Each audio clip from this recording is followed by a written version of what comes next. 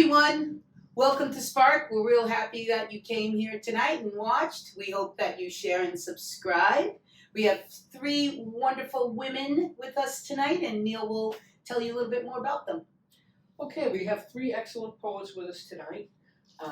K.T. Landon is right here. She's widely published poet, author of Orange Dreaming, Pushcart Prize nominee, and Best of Web nominee.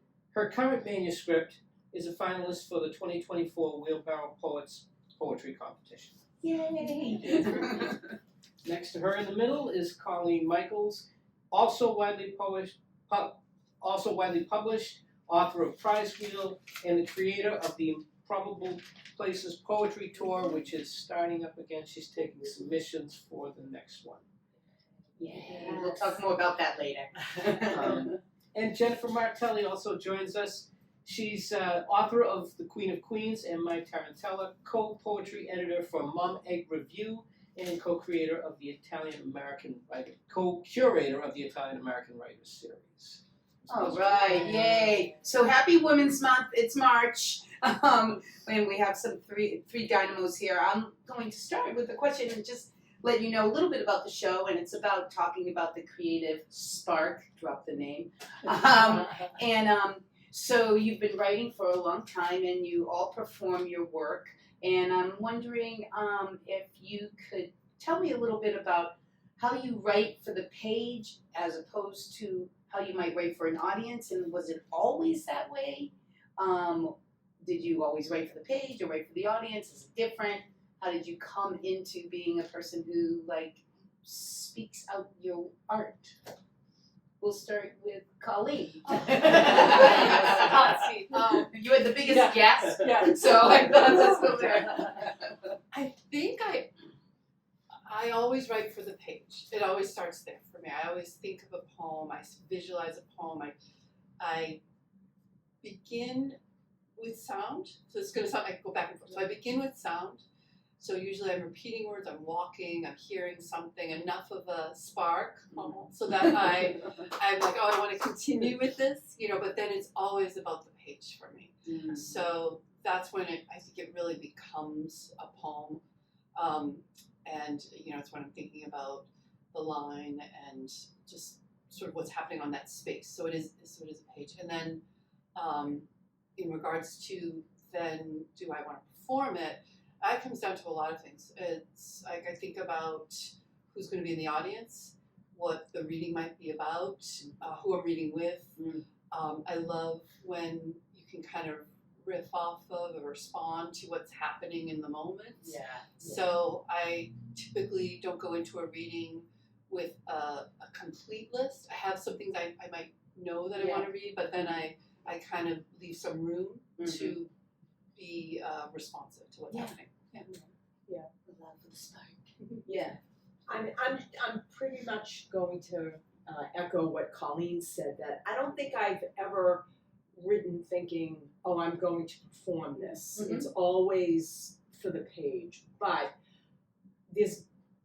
in my mind, how I define it as a poem, there's got to be some music, there's got to be leaps.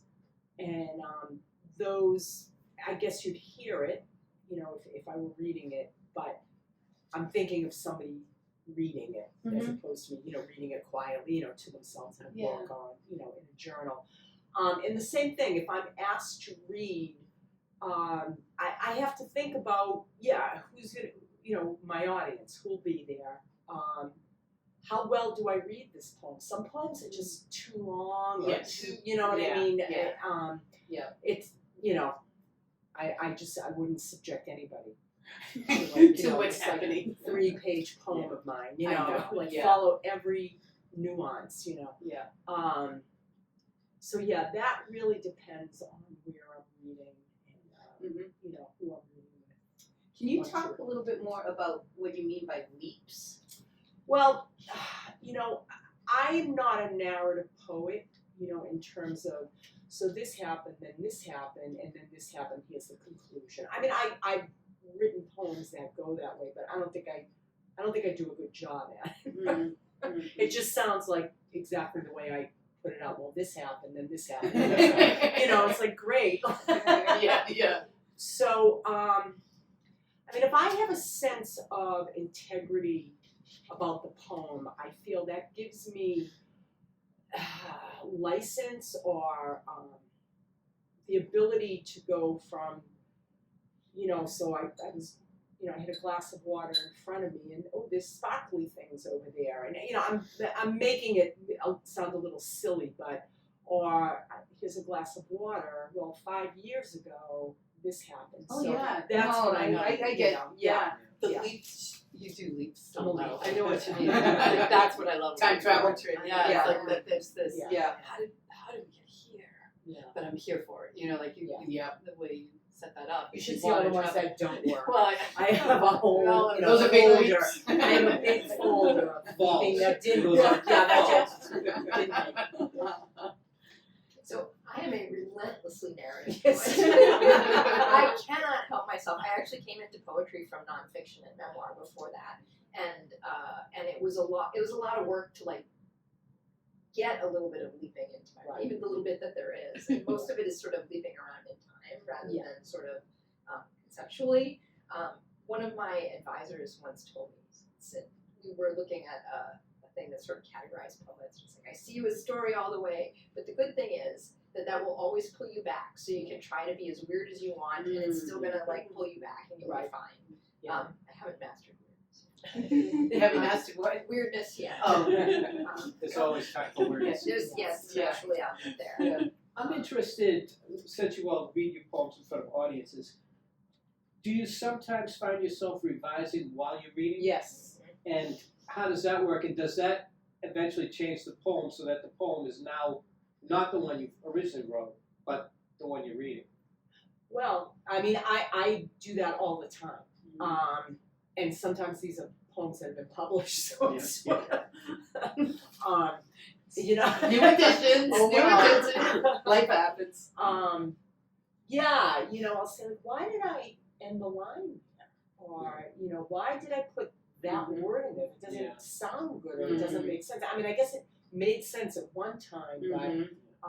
I mean, you know, there's such a big time distance too between, like, say, when a poem, when it's written, when it's published, when it's, you know, so, As a life. you know, yeah, you know, and like, this It isn't grows. working. Yeah. Yeah, Wow. yeah. But reading aloud also like it just like it puts all of your failings in your face. Right. Right? Yeah. You hear them all in a way Yeah. that you don't when you are just Right. reading them in your head on the Yeah. page. Oh yeah. It's why it's such a good exercise for poets to like read their work aloud by themselves when they draft. Yeah. But Mhm. I Yeah. My cat looks at me. We like listening. If I'm at a reading and it's a read, I'm not just reading it aloud to sort of see where it's going to go for myself. Then I will not revise it when I'm reading it Mhm. because I cannot trust myself. I will go to a place. I will just start storytelling. I will try to do stand-up comedy. I'll do like once I stray from the assignment, then I will then go back and if it's a poem Yeah. that even if it's something that's I've already published, I'll go back and still rework it. I do want to change it, or it will then become like 3 other poems or something. Mhm. Oh, if you- yeah. yeah. Yeah. But I don't trust myself to do that like live. So what you're just saying too about like a line becoming 3 other poems, we've had these discussions before with other poets about killing your darlings, and so it's like how's that go for you, like when you are, or I guess the question is because you all killed your darlings, I know it, right? You killing your darlings is like having this beautiful line that just doesn't fit. How long have you saved the line? Oh, Okay. forever. Yeah. Like I have a file. You still have plenty It's called the floating around boneyard, that you haven't yep. used. All the ones I can't use Yeah. that I love too much to throw away, they go in there. yeah. Yeah. And do you ever refer to them, or do you? Yeah. So you're like, I remember. There's a line in there. I have running lines, so you just like add it Yeah. to a file, right? Like Yeah. probably the Yeah. same thing. It's And like then a cento of yourself. yeah, Yeah. exactly. Nice. You too. Oh, I mean, what do they call that? Like cannibalizing, or your own work? Yeah. Yeah. I love going back to it. Like I think about like our cleanse and everything. I mean, I'm gonna say that 95% of the work in there, because writing a poem a day, they're not gonna be done or good. But I save every single one of those poems, and I've gone back to it a million times. If I'm stuck, or I'm like, what was that thing I was writing about? And I just go back and pick something out. Which brings me to another question. I will allow you. I know it's Women's Month, Neil, but you still have a place that you're enough. You're enough, Neil. You're Neil enough. Yeah. Then I went into some comedy routine. Forgot my question. No, I got it. How do you write? Like I remember writing on like pen to paper and feeling so good about knowing what came before, but now I love writing on a desktop, like the keyboard and stuff, because it just like it feels like you can kind of dance and it's a little kinesthetic. But so how do you write your poems? I've done both. In general, lately in the past few years I've been writing longhand, because what happens to me, I think I have a lazy streak. When I do it on my Mac, I'm like, it looks finished, right? I'm like, look at that. That's the trap. It looks so finished. I'm going to send it out. I'm going to submit this. It's perfect. Because it's ready to go. It's ready to go. Times New Are you ready, world? Yeah, It's like, no. So I've been writing longhand, and I don't feel like that's the way one should write. It's just that's how I'm writing now. Yeah. No shoulds, really, right? Yeah, exactly. I mean, there was a period when I forget who said this. They said, "Oh, I've decided to write all my poems on my computer." I'm like, I'm going to do that too. So it's just this is where I've been. So I write. I get the first maybe draft down. Yeah. And then I type it up, and that's when I start some heavy revision and things like that. Yeah. I keep a journal. I write by hand, and I write until I hear that line. Yeah. And that's when I then will start, like saying that line to myself, and I'll probably move to a computer at that point. Yeah. You got an idea. Yeah. I'm by hand, but I'm a very slow by hand writer. But actually, a mentor of mine recently told me about this practice she had. Like, if you can turn your screen dimmer all the way down so you can't see, and you can go really fast, and you don't get stuck editing yourself. That's beautiful. Yeah. I'm gonna try. Writing in the dark. Oh my God, it's great. Yep. That's fantastic. That's what's the book of the Zen and the Art of Writing? Ray Bradbury. Yeah, and the self-editing is such It's the a thing that kills me. horrible. Yeah, it's like don't we already do that enough in our lives? Don't but that's brilliant. Did you get that? That's a good piece of advice. That's good. Yes. I can't take credit for it, but it's awesome. So for those of you that are writing longhand, if we're going to call back to the leap, when do you get to the point where you can now leap and say, okay, I'm going to type this up so that I can send it out? Well, I mean, when I get to that point, you sort of circled around. You said you hit that sentence. I don't know. It's. I can't tell you what it is because sometimes I never get to that point. And it just stays in my notebook. Yeah. Some sorts. I don't know. What's the word? Ineffable. It's ineffable. Then I say, okay, this is a draft. But I will say this: I would still never send it out. I have to have somebody look at it at least once. So that I would even give it to somebody. Just simply because I would make spelling errors or things like that. But just I have to do that. So I can't really tell you what that is. There's something for me. It's somewhat ineffable. It's ineffable. But I try to. So my journal writing, where I start everything, if you 90% of it is pretty much like a 15-year-old girl. Like I just need a pink powder. Like I really hate today. Oh my gosh.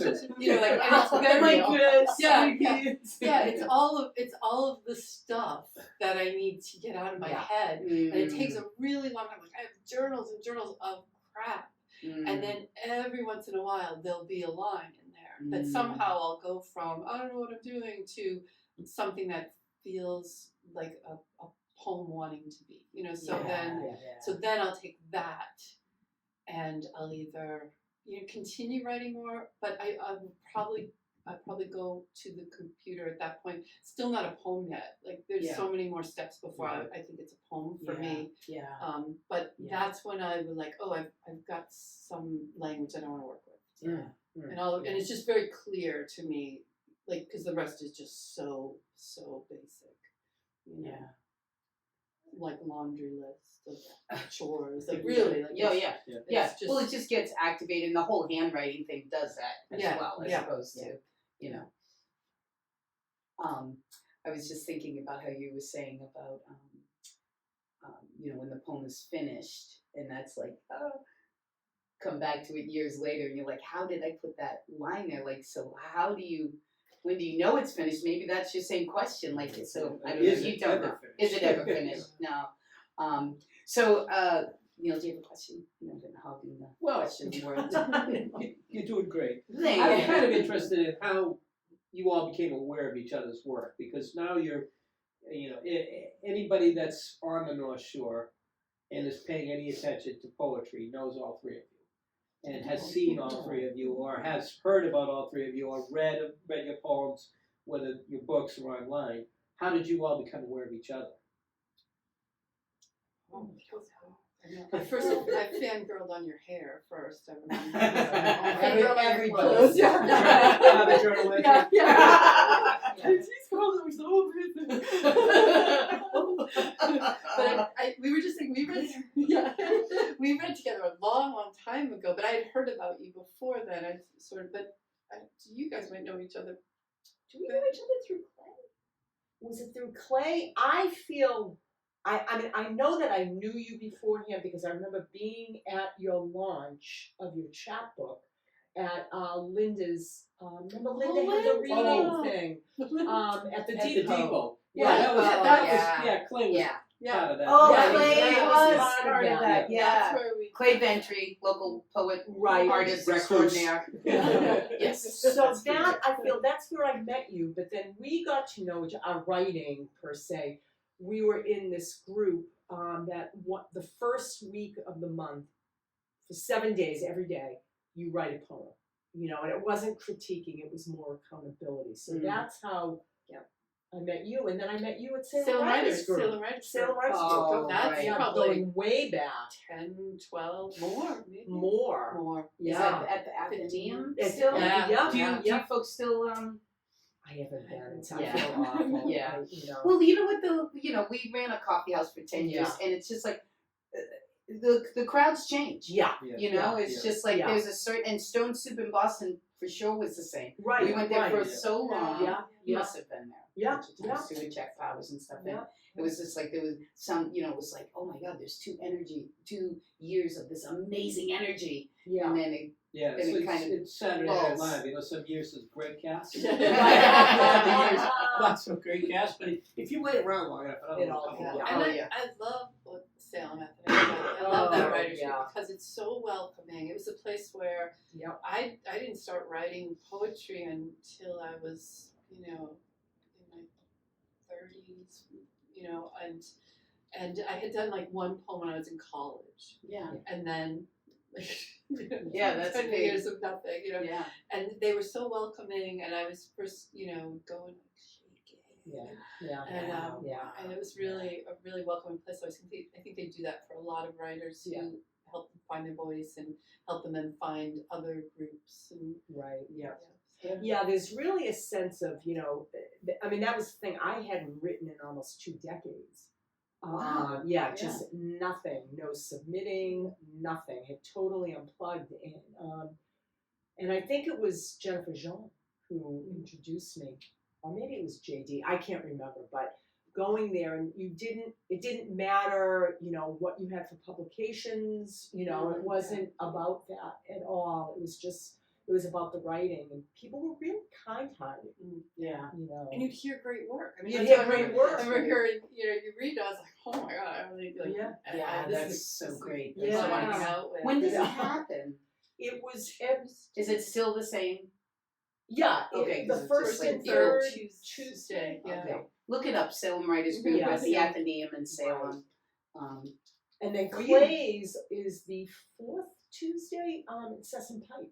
Oh yeah, That's more of a right. salon Yeah. kind of Yes, thing. we have to go. That one we had. It's it's very fun. Oh yeah, Yeah. he's Yeah. amazing. Yeah. You know, he Yeah. keeps it going. So when we're talking about these collaborations too, and writing is such a solo kind of activity, have you ever written with anyone else from these places? Had any collaborations in that way of writing a common poem? I just had a book, a chapbook come out with Kevin Carey, so we Okay. collaborated on a chapbook of poems all about, well, it's about Greek gods and goddesses reimagined as living in a gated American community. Yeah. So it's really a political book actually, but it's about Mhm. privilege and power, but it's funny too. It's a farce. Oh, so, nice. great. That's great. that What was is the really title good. of that, Colleen? Olympus Heights. Oh, that sounds great. When did you already? Is it launched? We launched, yeah, I launched in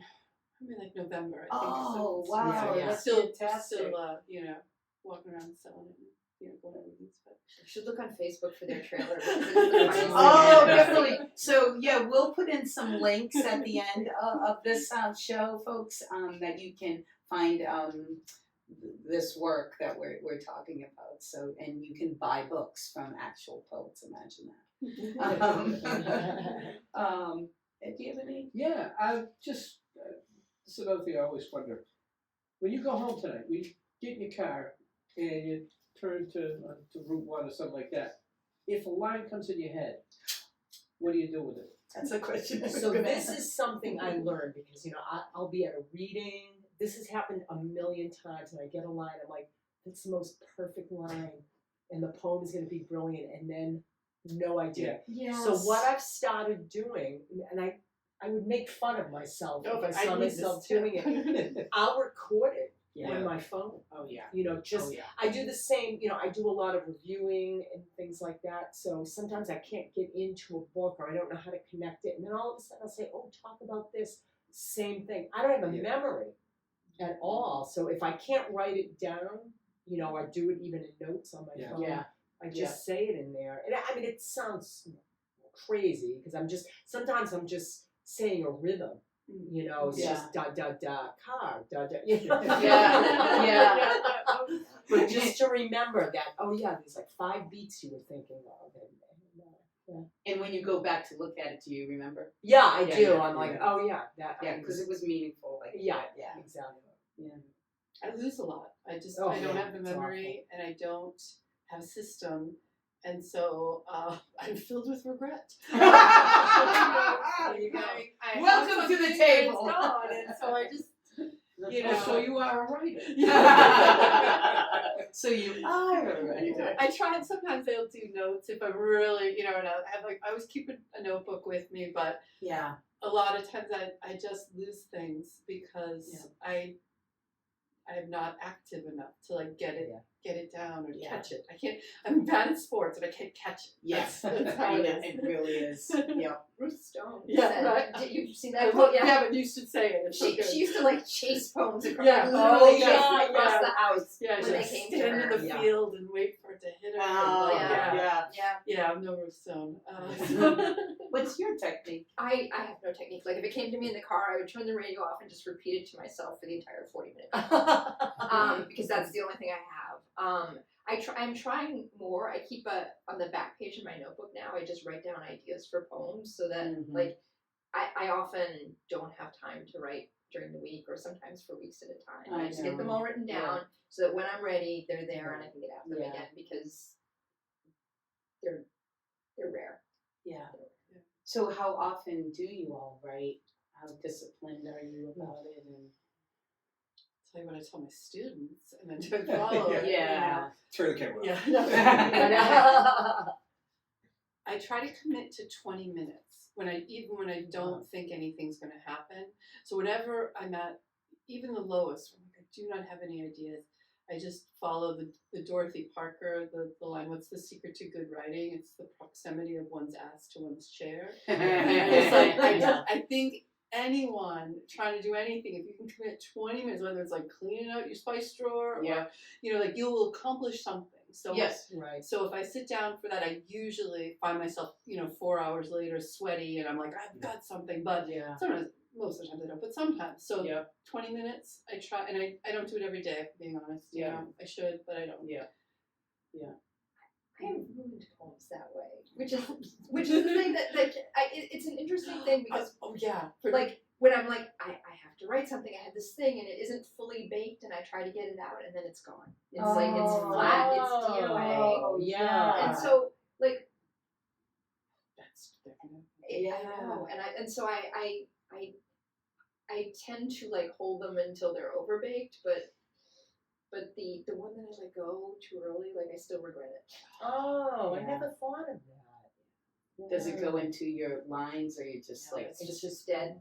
just You've killed it. It's dead. Yeah. just murdered? Yeah. It doesn't Carcass. come like once it's resting in peace. You don't over the next few days No. have it percolating around in your head again and get back to it. I It's made it dead. so bad Yeah. that I just can't even Yeah. touch You it again. can't Yeah. even. When they go, my they God, go, I have to though. kill Yeah. you now. I Yeah. have to kill you. Yeah. That's so Yeah, that's- crazy. Because it's the such a bad way is sad so thing. stuck in my brain. Yeah, it's so bad. I can't figure out another way in. Ruined Yeah. it. Yeah. Oh, it's so It great. doesn't happen a lot, and I do try to sort of. Yeah. But I'm actually very careful not to give anything that I'm sort of still marinating. Right. Mhm, Right. mhm. I don't think that when I do the 20 minutes, I don't think I have anything marinated. Uh, I think it's Yeah. to get something Yeah, marinated. yeah, I yeah. think it's different. Yeah. Yeah. Having a timer is good too. I find the most terrifying thing in the world is sitting down to write a poem. Like I love revision, I love it, Yeah. but it's like Yeah. blocks. I think 'cause I like crossword puzzles, so it's like. Yeah. But actually sitting down to write something, it's horrifying. Like even now Yeah. thinking about it, I can have a panic attack. I won't. But Yeah. Well, I mean, You know, we're it- here for you. I know. Give me a paper bag. We got one. I mean, I've been in some groups where, like, for some reason, I don't know why I've tortured myself with this. Every April we'd write a poem a day, and I know that's I talk about a panic attack. Right? Yeah. Last year it was somebody had set up this calendar in April, so like one day it was a sonnet, the next day it was a pantoum, the next day it was, and I would be screaming, but the good thing is that I said I have to send something. It's accountability. It wasn't critique. So a lot of times instead of saying, "Oh, that's a dumb thing to have as a poem," I said I'm just going to write it. Yeah. I Yeah. have to send something, and sometimes it's not always the dumb thing. That would happen too. Yeah, which I mean, that kind of opens you up to do something that you wouldn't normally do. Right. Which is just interesting Yeah. to have like Yeah. these different Yeah. things. Yeah. It's hard. I think I like the 20-minute idea, and I do that with exercise too. I can do anything for 10 minutes, Yeah. and then you know always it's gonna end up, but it's end. like starting, like Yeah. you're saying, the fear of like, or the, Hate it. trepidation of like sitting in front of a blank screen. You're just like, I'm gonna do this for 20 minutes. I'm gonna be the 15-year-old girl. I love KT's girls, and whatever it is, Because I feel like when you have an idea, when you're not killing it, when you're bringing it to life, you don't think about any of these things. Mm-mm. You're just doing it. You're in Yeah. the moment, Yeah. and it's Right. working, Yeah. and Right. all of that just drifts away. Yeah. But there's a lot of times when that's not happening. So Yeah. that's I use the 20 minutes for accountability to be like, well, I did Yeah. something, and Yeah. and then I can sort of like change my posture, like I did something, Yeah. and even if it's not the thing. But you're also keeping your craft up. So Yeah, when the yeah. poem shows up, The you're muscle, ready to write. right, the muscle's right, ready. yeah, Yeah. Right. I'd love to just talk in sort of like have this as a conclusion of the first part of our show before we move into poetry, unless you all folks would have some more questions. But the idea of when you're writing and you get a surprise, You know, yeah. I mean, that's what we're chasing around the house, Yeah, right? yeah. But I know, like, all of a sudden my eyes just filled with tears because it's like just It's like wonderful. so beautiful. And so, if you could just describe like a time or something that happened to you in that way. Oh, I mean, I can't give you a specific because it's happened. I know exactly what you mean, and it's emotional because it defies everything. It's like, why did this Yeah. just come to me? And it feels right. It's like it's physical. It's physical. It's like a bone popping into place or something. You're like, it's right. Like that was the right thing. And I remember Thomas Lux saying like that. He believed that only happened after killing 1 million poems Yeah. on the page, like, or doing your 20 minutes or whatever. That it just, the poetry god isn't just going to come down. It's like writing, like bad poem, bad poem, bad poem, Gotta bad earn it. poem. Yeah. Yeah. Yeah, the muscles have to Your be- reward. Yeah. Yeah. Whatever. Yeah, whatever. Yeah. Oh, go ahead. Oh no, you go. I remember when I was in grad school, somebody did a lecture on surrealist poetry, and they showed the film An Andalusian Dog, and there's a very memorable scene in it in which a woman gets a straight razor pulled through her eye, and it was horrifying. And I couldn't stop thinking about it. I had seen it in college, but now I got obsessed, and I was like, I went home, and I like after the residency, I went home, and like 3 weeks later, I'm still thinking about it. So I sat down and I wrote like, once is enough for this, and then like I wrote an entire poem about my sister and how her corneas were removed after she died, and I was like when the image tells you what it means, that's the thing that kind of like opens it up. It's like I know, goosebumps, and how thrilled you must have been to access. oh I cried, yeah. Yeah. But that's it. It's like the thing that's stuck and stuck and stuck, and you don't know what it means, and then it tells you.